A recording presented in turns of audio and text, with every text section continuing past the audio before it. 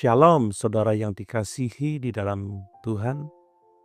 Kita telah merenungkan bagaimana Roh Kudus memenuhi hidup kita dan memberikan karunia-karunia untuk membangun tubuh Kristus. Hari ini kita akan melihat bagaimana kuasa Roh Kudus bekerja dalam pelayanan.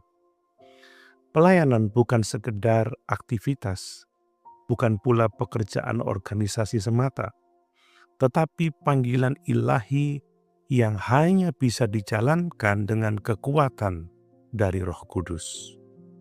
Mari kita dengarkan dua ayat utama yang menjadi dasar renungan kita hari ini.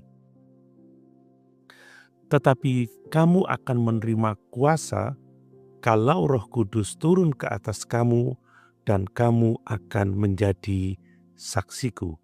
Kisah Para Rasul 1 ayat 8. Layanilah seorang akan yang lain sesuai dengan karunia yang telah diperoleh tiap-tiap orang, supaya Allah dimuliakan dalam segala sesuatu karena Yesus Kristus. 1 Petrus 4 ayat 10-11. Roh Kudus tidak hanya membekali kita dengan karunia, tetapi juga memberi kuasa, hikmat, dan keberanian untuk melayani dengan benar. Mari kita renungkan 3 prinsip penting berikut. Pertama, kuasa pelayanan datang dari Roh Kudus, bukan kemampuan manusia. Yesus berkata bahwa kita akan menjadi saksinya setelah Roh Kudus turun atas kita. Kisah Rasul 1 ayat 8. Artinya, tidak cukup hanya semangat atau kemampuan alami. Kita memerlukan urapan dan kuasa Roh Kudus agar pelayanan kita mengubahkan hidup orang lain. Tanpa Roh Kudus, khotbah hanya menjadi pidato, lagu pujian hanya jadi hiburan, dan pelayanan sosial hanya jadi kegiatan moral.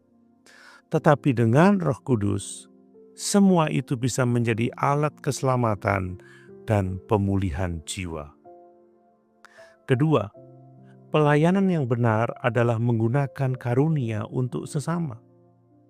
1 Petrus 4 ayat 10 mengajarkan bahwa kita semua adalah pengelola anugerah Allah, dan kita dipanggil untuk melayani satu sama lain sesuai karunia yang diberikan. Artinya, pelayanan bukan soal posisi atau pengakuan, tetapi kesediaan untuk memakai karunia kita demi kebaikan orang lain. Jika saudara memiliki karunia mengajar, ajarlah dengan kuasa Roh. Jika saudara memiliki karunia memberi, berilah dengan rela dan sukacita. Jika saudara memiliki karunia menolong, lakukanlah dengan hati Kristus yang melayani.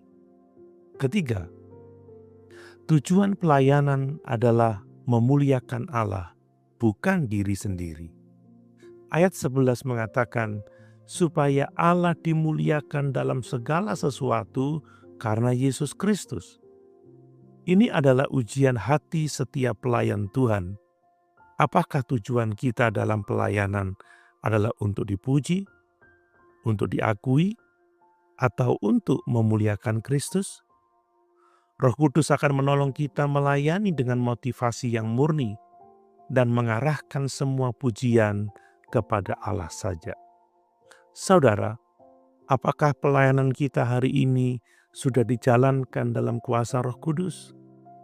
Atau kita mengandalkan kekuatan sendiri? Mari kita kembali menyerahkan diri. Kita bukan hanya dipanggil untuk melayani, tetapi untuk melayani dalam kuasa Roh Kudus, agar setiap pelayanan menghasilkan buah kekal dan Kristus saja yang ditinggikan. Mari kita berdoa. Ya Roh Kudus, kami datang kepadamu. Kami menyadari bahwa tanpa Engkau, pelayanan kami kosong dan sia-sia. Tolong kami melayani bukan dengan kekuatan kami sendiri, tetapi dengan kuasa dan kasih-Mu. Urapi setiap tangan, mulut, dan hati kami agar menjadi saluran kasih dan kebenaran bagi sesama. Kami ingin Engkau saja yang dimuliakan dalam hidup dan pelayanan kami. Dalam nama Tuhan Yesus Kristus. Amin.